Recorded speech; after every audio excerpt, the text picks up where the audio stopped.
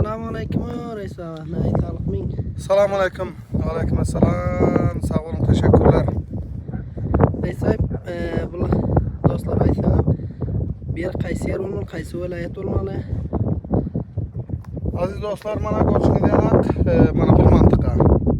Ben bu mantıqanı görseniz tanıyırdınız. Bu mantıqanı görseniz tanıymadık vaxtınızda.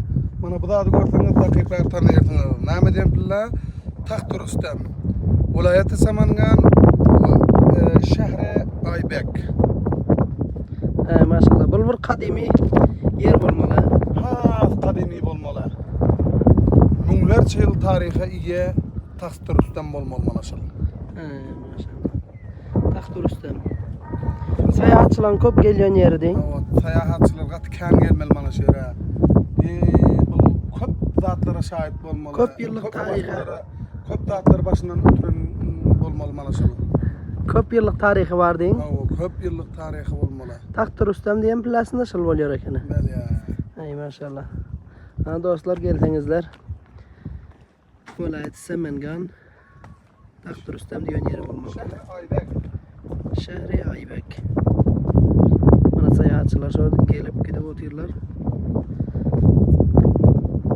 Bir hürmet çay eken mana bu şäherem. Köp bir aram asuda şäher ekeni. Köp bir serserz.